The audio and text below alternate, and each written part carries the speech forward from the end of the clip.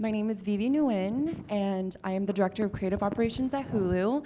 Thank you so much for joining our panel today about bridging the gender gap in public art. A few years ago, my colleagues and I discovered an unsettling fact. Less than 8% of statues, public statues in the US, are of women. You did not mishear me. 8%. In fact, there are more statues of men and dogs than there are of women, which we knew we had to come in and make a, we knew we had to spring into action and launched a multi-city activation that featured mirrored statues of women to not only help even the playing field, even if just for a few days, but also invited women to literally see themselves reflected and be a part of shaping history. Although it was a success, we knew this temporary representation was not enough. So we sought out visual artist, Woolfalk, here today to make permanent changes. For the past few years, we've worked in partnership with Saya, city officials in Atlanta, Los Angeles, and Miami, and state representatives to commission new public monuments representing the contributions of 3 historic female figures: legendary activist and civil human rights activist Coretta Scott King, journalist and conservationist Marjory Stoneman Douglas, and Supreme Court Justice Ruth Bader Ginsburg. We could not be more proud that after years, and when I say years, I literally mean years, because those city permits are no joke, we are finally launching our monuments and bringing them to life. Thank you. Coretta's monument is located on the grounds of the Martin Luther King Jr.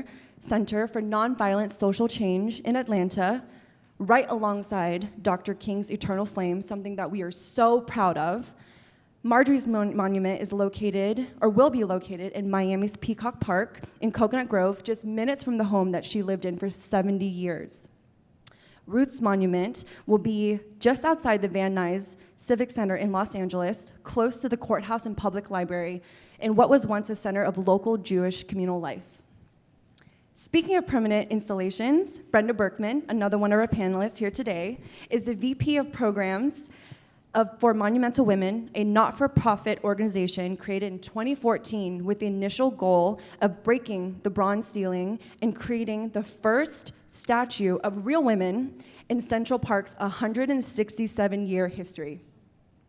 Their monument of women's rights pioneers Sojourner Truth, Susan B. Anthony, and Elizabeth Cady Stanton was launched on August 26, 2020, the centennial anniversary of the ratification and certification of the 19th Votes for Women Amendment to the Constitution. Let's give her a round of applause. Last but not least, we have Eve Samples, the executive director at Friends of the Everglades, a nonprofit organization founded by Marjory Stoneman Douglas herself that is dedicated to preserving America's Everglades and its interconnected ecosystems. So thank you all so much for being a part of this important conversation. Saya, I'm going to start with you. Can you tell us a little bit about the ideation of the monuments for these iconic women? How did you decide what they would look like, and how would they reflect the legacies of each person? I'm a visual artist based in Brooklyn, and I just want to say thank you all for coming today and to listen to what we have to say, because I think, you know, responding a little bit to what Vivi said, there really are very few public monuments to women. There are some monuments to women in private spaces, but very few in public spaces. And that was a very important part of this project, for me especially, that these monuments would become a part of our collective history and our collective story.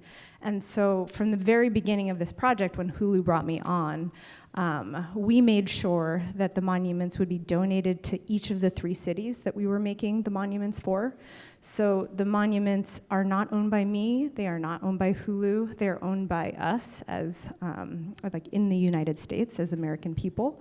And that to me is real kind of transformative storytelling.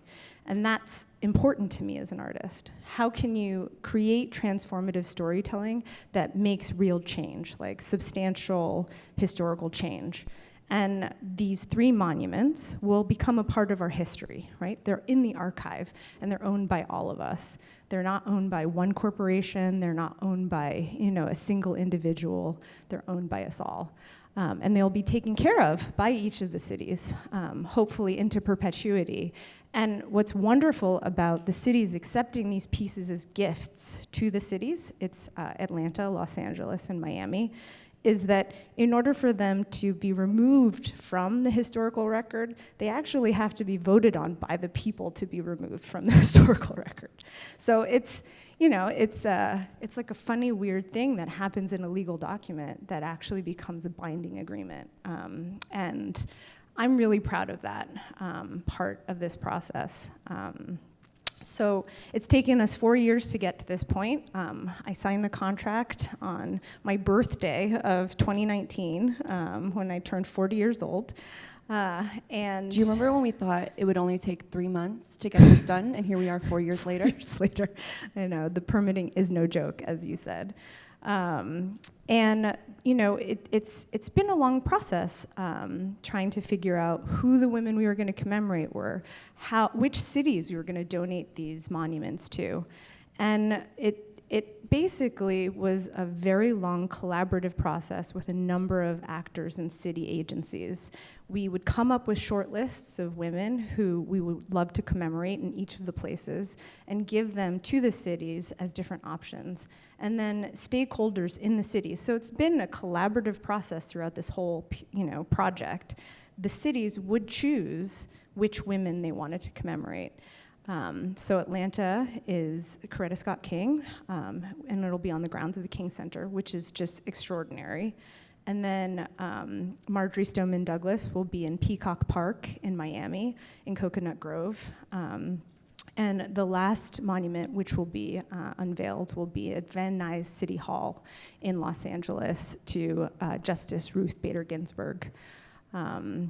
And I'm happy to talk about the specificities of the projects, but I think it might be nice to give everyone a chance to speak about, the particulars of their projects as well. I was also actually going to say we have not had a chance to play the video yet, which actually does go into detail of everything that went into it.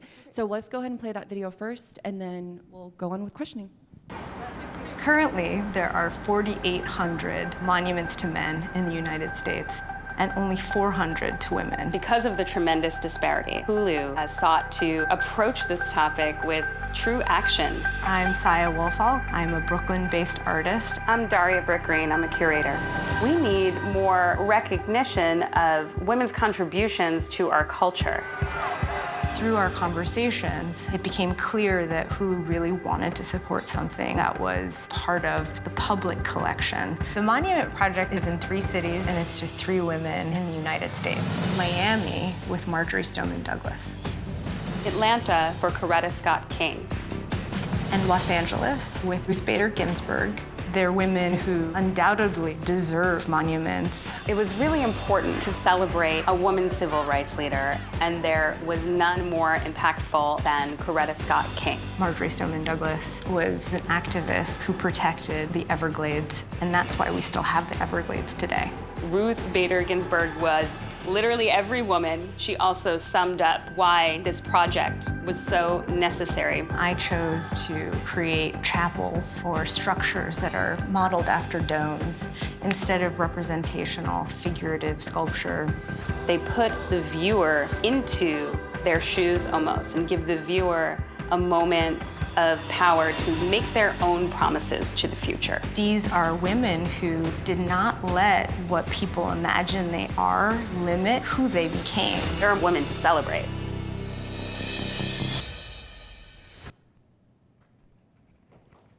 The bronze ceiling in Central Park with the Women's Rights Pioneers statue. For the first time in over 6 decades, the first statue of real, non-fictional women.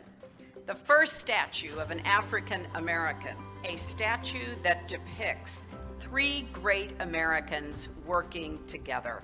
So our charge now, as we stand in the great river of history, is to take the stories of women and carry them forward into our schools, into our lives. I hope everyone will promote not only the statue, but the efforts that Monumental Women is undertaking to ensure that this is the first of many statues of pioneering. Forward through the darkness, forward into light. Thank you for making sure we are reminded of that here in Central Park.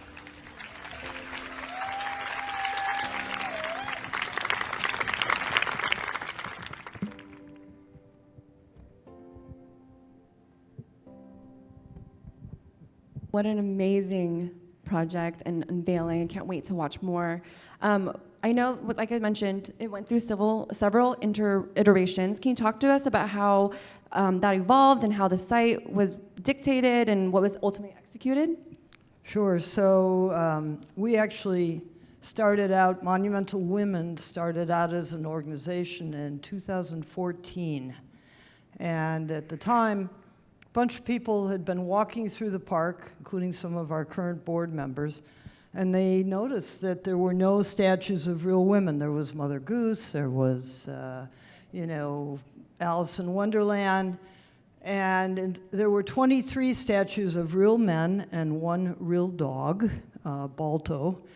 And we thought this is an imbalance in terms of portraying our history to the people, the 42 million people that visit Central Park every year.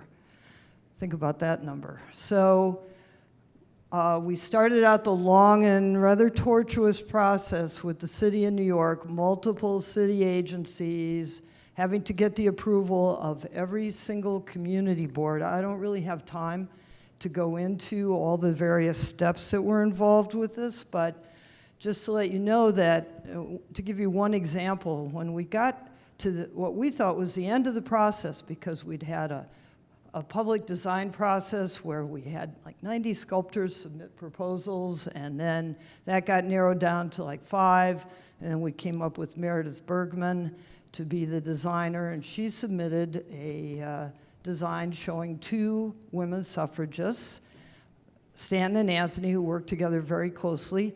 But then there was a scroll that went down from the 2 women that had the names and quotes from a large number of other women suffragists from all over the country and from various eras, because remember, it took 70 years to get the 19th Amendment passed. And that got taken out by one of the last agencies that we had to deal with, the scroll.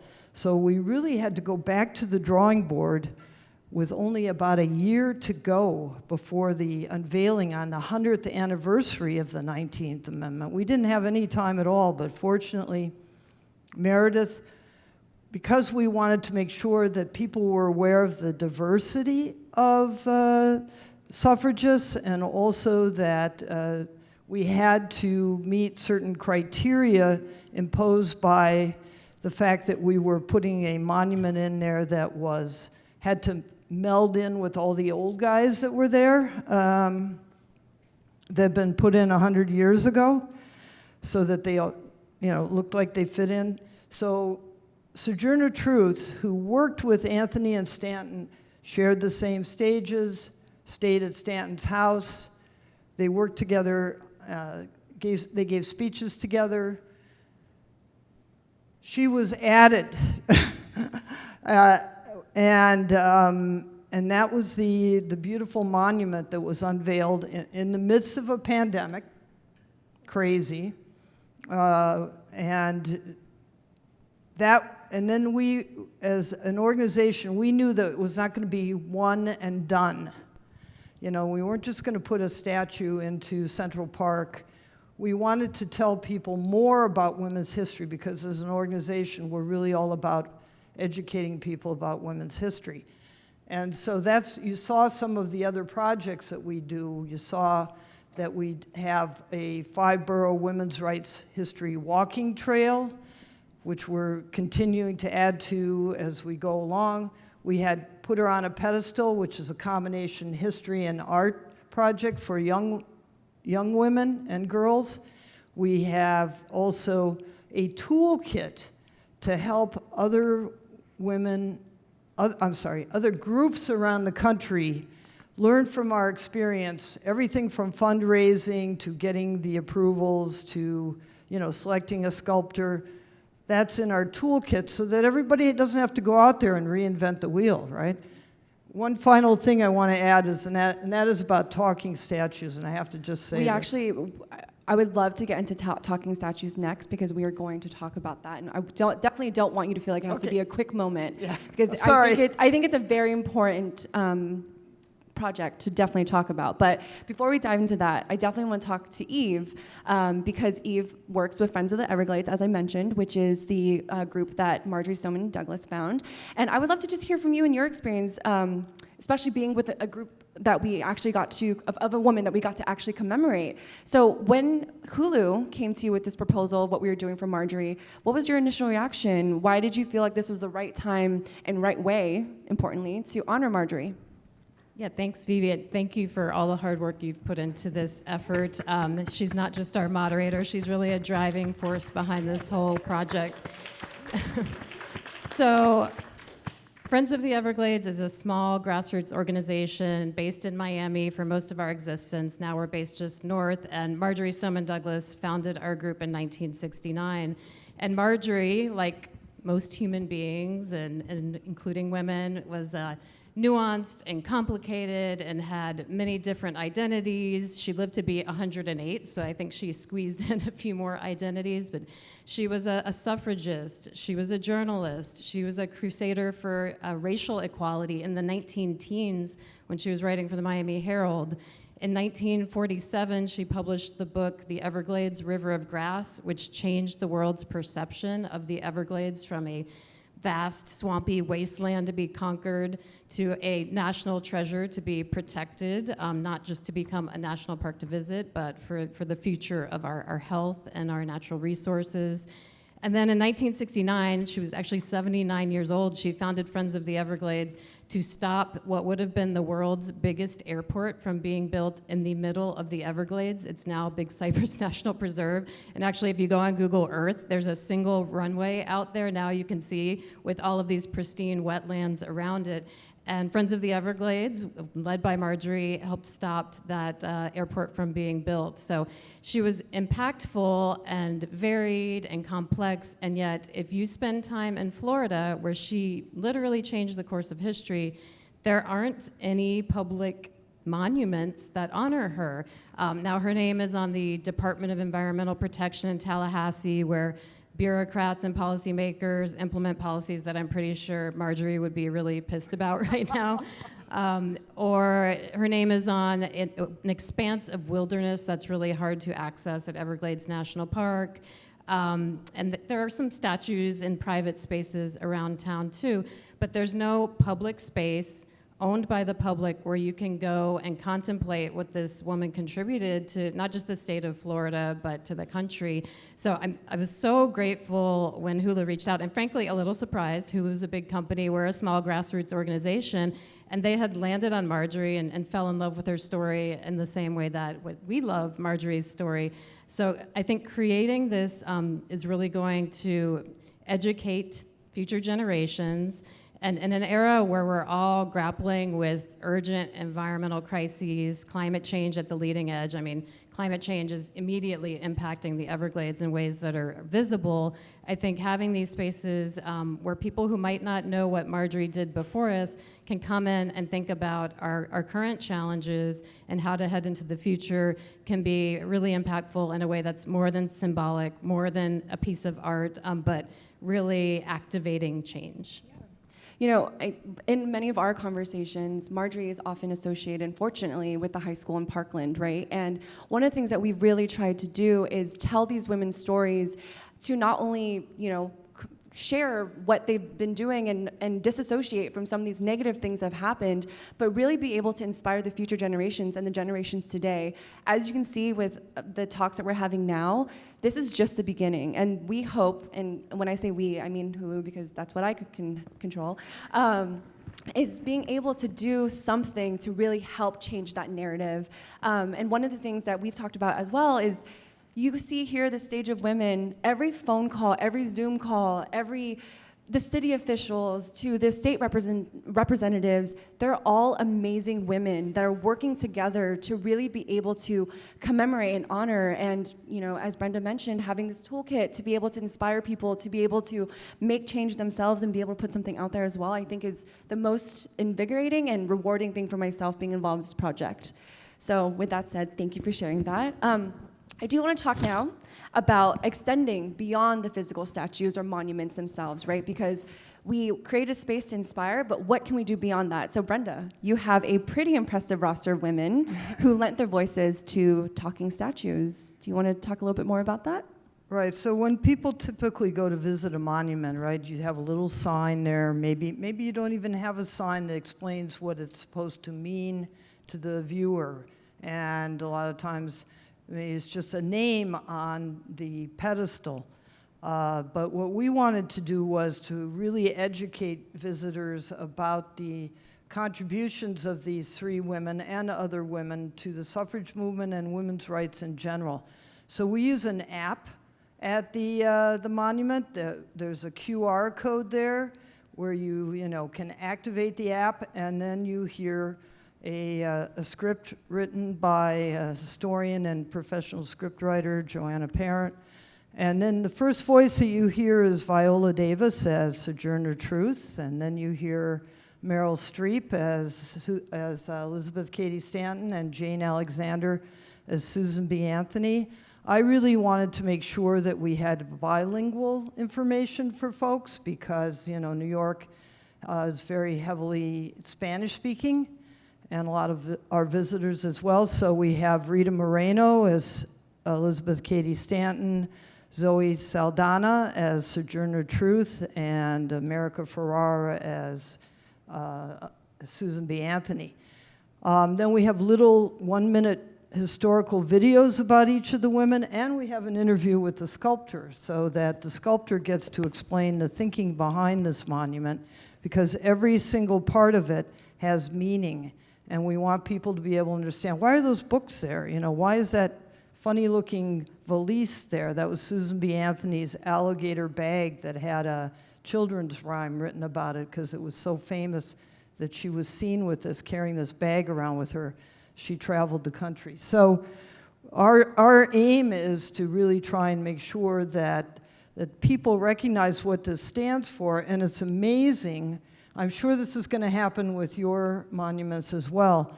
We've had 2 women mayoral candidates announce their candidacy at the Women's Rights Pioneers Monument. When Ruth Bader Ginsburg passed, people came and made large banners celebrating her life and left them at the monument. People are leaving things all the time for voting rights, for women's rights.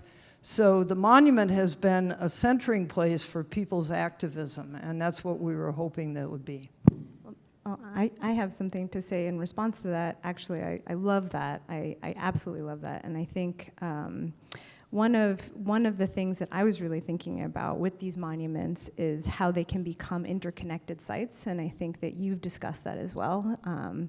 In the trail of various monuments to women that you guys are also documenting, because I think that this project or monument building projects are bigger than any individual initiative by an organization or an individual artist or a corporation or a funder. Like the monument building project, especially to women, is something that changes how we remember and changes how we know what reality is, and gives future generations a sense of what their future potential is as well. So every time you talk about how you there's a QR code that goes to a website. Vivi, we're doing a project where, if you can't get to the site, there's going to be a virtual experience where you can actually walk into the monument, experience the monument, hear about the various elements within each of the monuments, as well as the stories of the women. So there is this kind of extensive educational component as well that is beyond the object and can actually be something that's accessed globally.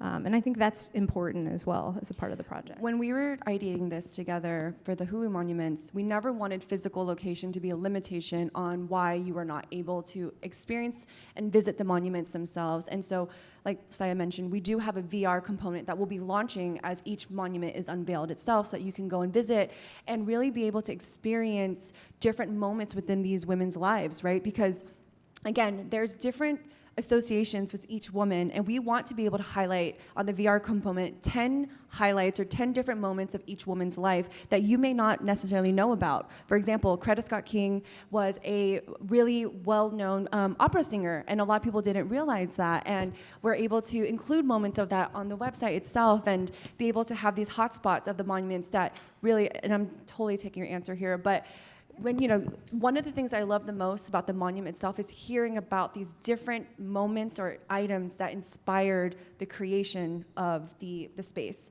And so we have hotspots where you can click on it and learn more, which is similar to what Brenda has for her piece. And again, we want people to feel inspired, and you can feel inspired by learning more about their life. And yeah. Do you want to talk a little bit about, just talking about inspiration, talking about the Coretta Scott King piece too? Yeah, so the launch for the Coretta Scott King monument, it will be on the grounds of the King Center on April 27th. So, I'm really excited about that. Yeah, I'm really, really excited about that in Atlanta. It's 3.5 long years in process. Long years. Yeah, long years, including a We pandemic. had 7. So. You had 7. Okay. So you guys it took longer. Well, it's not done yet, so let's. Please don't jinx it. No, not yet. Actually, each monument is not a figurative project. They're not figurative pieces. Representations of them are in each of the monuments, so their likenesses are represented in the monuments. But what I wanted to do was create a series of structures where you could feel the accomplishments of the women and embody the accomplishments of the women. So they're interactive installations.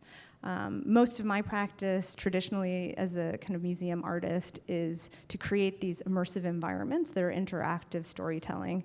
And so I wanted to take that strategy to create contemporary monuments. I have a kind of, I come out of institutional critique, like that's kind of my background as an artist, and I didn't want to make monuments that were the same kind of monuments that were used to commemorate, people 100 years ago. I wanted to make a new kind of monument that could help you as an individual in the present, embody and become like these women who, had such a great impact on us. So for the Coretta Scott King piece, I spoke a lot with Dr. Bernice King, who is her daughter, and with the King family historian. I also visited the site, and we chose a site where her bones were actually interred before she was buried in the crypt next to her husband, Martin Luther King.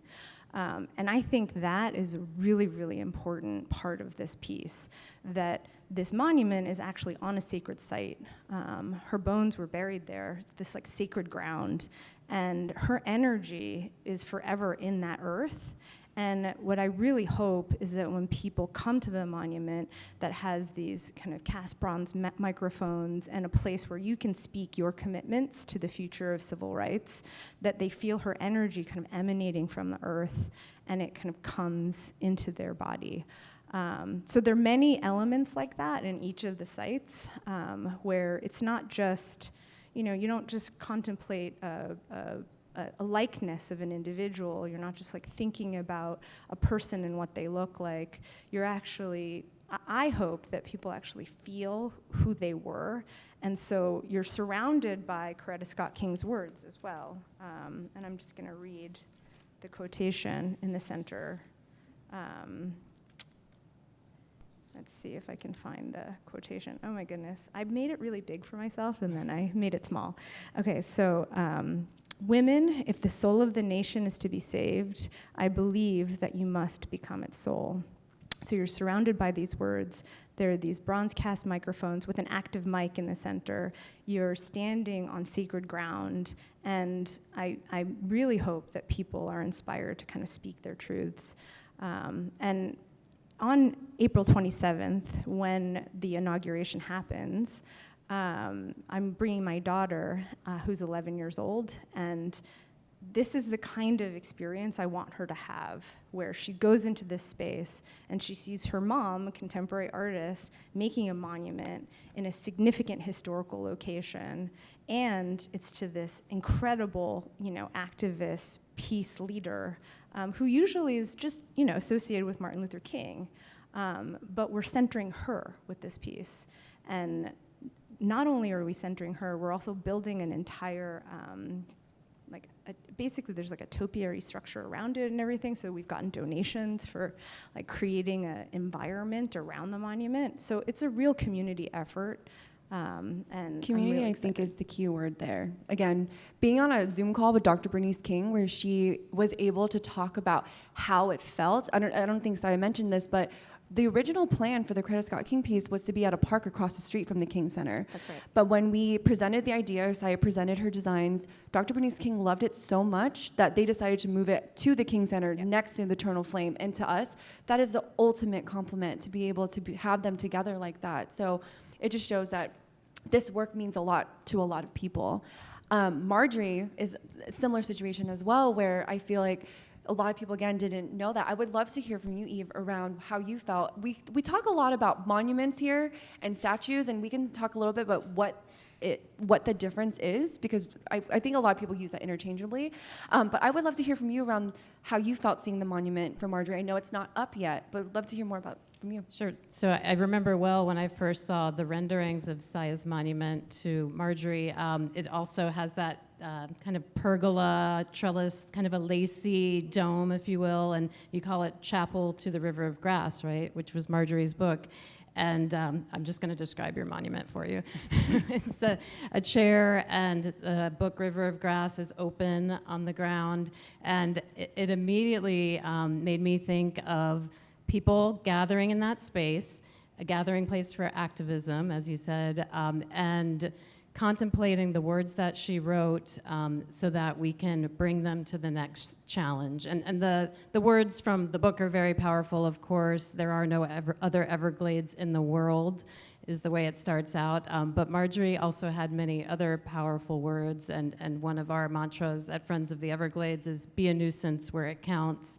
She was very much of the good trouble mindset, and I see this monument, it's beautiful, traditionally speaking, but it also allows you to bring some of that contemporary energy and problem solving into the space.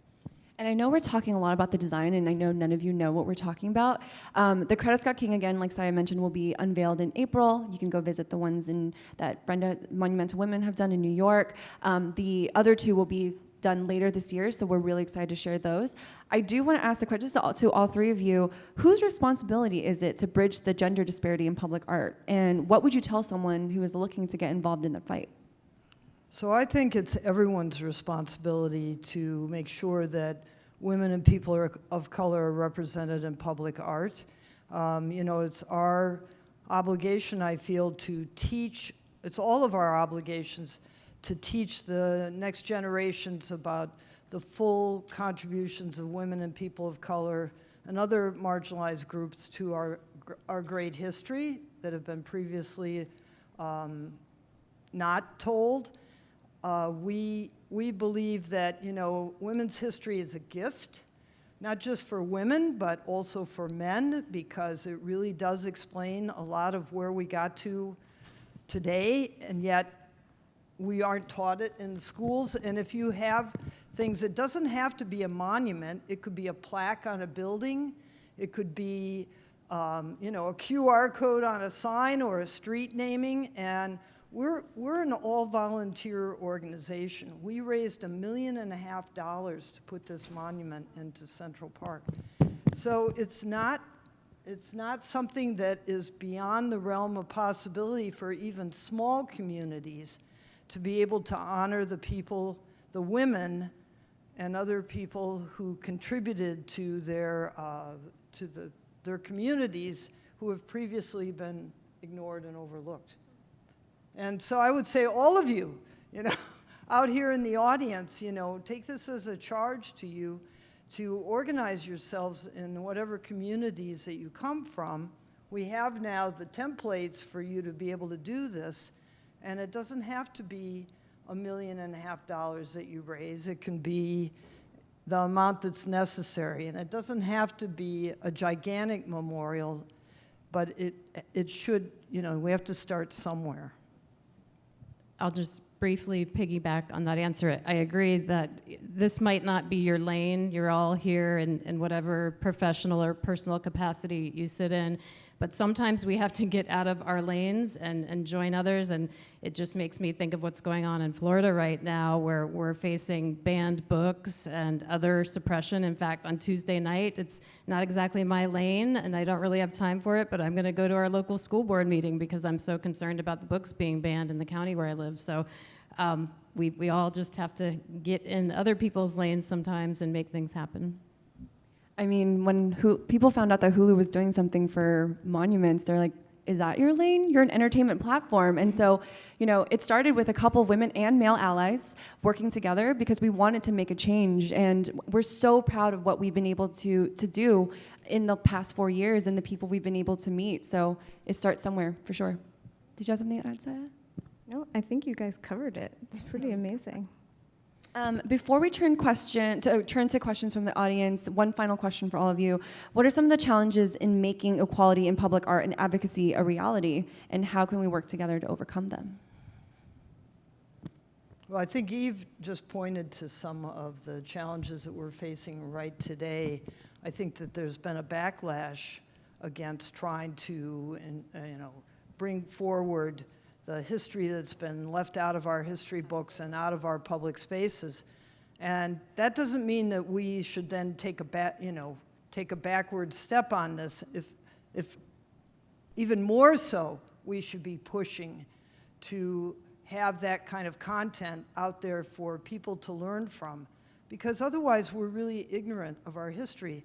And and the other thing is that this kind of activity, if you want to call it that, where we're working together to try and make people aware of historical women, it does energize activism, as I think we've all pointed out, for today's issues, and explains how we got to where we are today. So get out there. Yeah. It's important.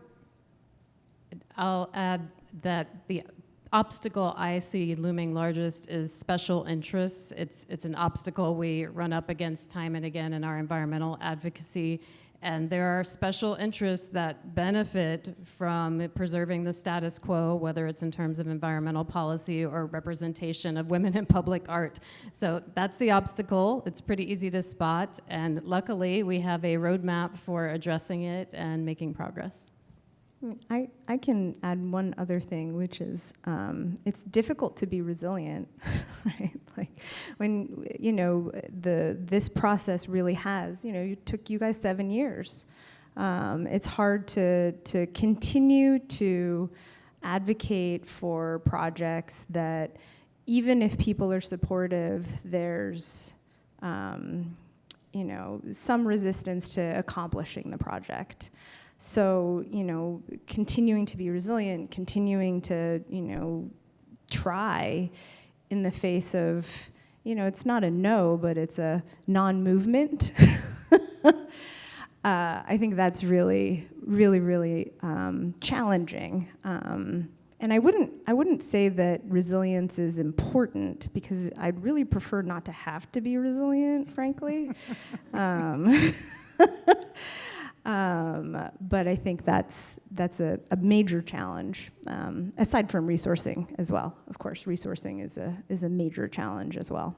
But we all take inspiration from the women that we are honoring. I mean, when you think about that, Susan B. Anthony and Elizabeth Cady Stanton never had the opportunity, and Sojourner Truth also, never had the opportunity to vote legally. Sojourner tried to go to her local voting area and register. They turned her away. Susan B. Anthony voted in Rochester, New York. She was arrested. So they struggled. Their struggles were so long and so hard. When you learn about them, you know, it really does make you feel like, well, what am I whining about? Really, I just have to get out there and take inspiration from them and do these kinds of things. And it's the same with Marjory, it's the same with Ruth, and with Coretta Scott King, and so many other of the people that maybe we don't even really know about. So this is what drives us every day, is that this is important things. These are important things. Our history is important, and we have to know it. We have to know the truth of it. And Saya, I love that you approach these monuments in a way that does not attempt to deify these women. And I was hoping you might just talk a little bit about that before we open it up to questions. Yeah, I mean, I think, you know, one of the things that I really wanted to do with these projects was to, it's like they're energy transfer devices. I'm going to start sounding a bit like a witch, but You know what they do to witches, right? no, I'm like, oh, God, that's uncomfortable.